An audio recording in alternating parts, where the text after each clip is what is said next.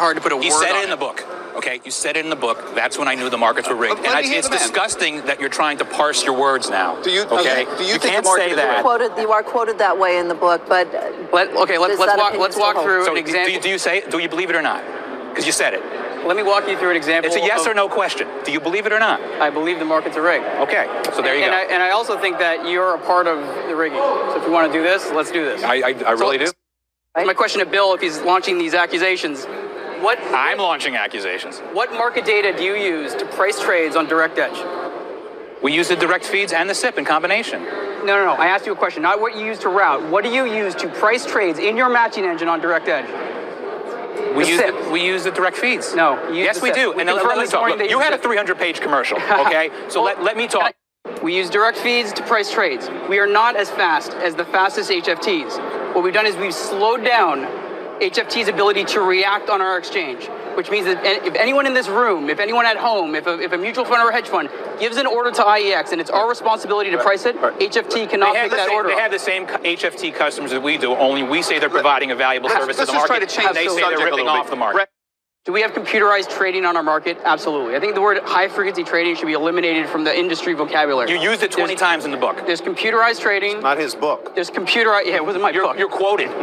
Computerized trading and computerized scalping. People can trade with computers, they will till the end of time. People use computers to scalp. They've always looked to game the markets. You cannot scalp trades. You cannot scalp orders that are on IEX.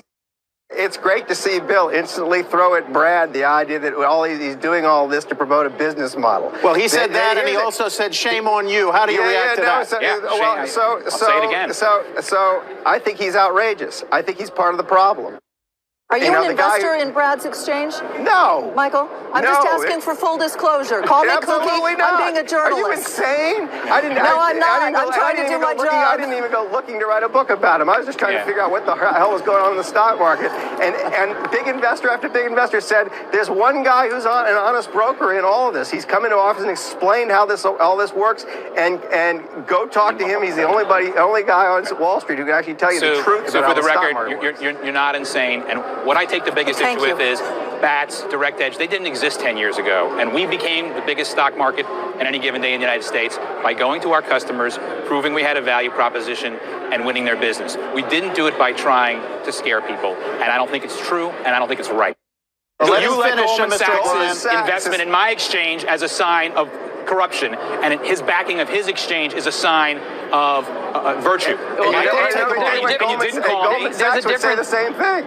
Why is there a difference? Because the backing of me is bad, and the backing of you is good. How is it different? Because they're a financial. They've invested in the investors in our exchange don't trade on our exchange. This is part of the problem, right? I mean, Bill, again, I say the sky's blue, Bill say the sky's red, right? This company, this building was owned by people who traded here for 200 years. Is he always like this on the show? This is insane.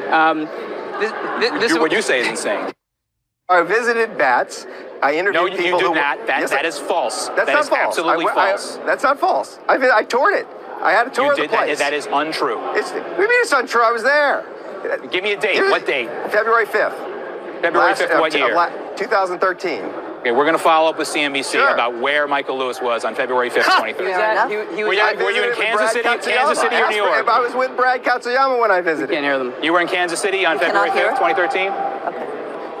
Because that's where we're located, by the way, if you wondered about it. I wanted to see where the high-frequency traders hooked up. Look, you go to a data center, going to a data center and standing outside and saying you talk to us is not the same thing. No, okay? So be honest with yourself. So the other thing so the question was, there's actually no point in talking to someone who's just throwing dust in the air.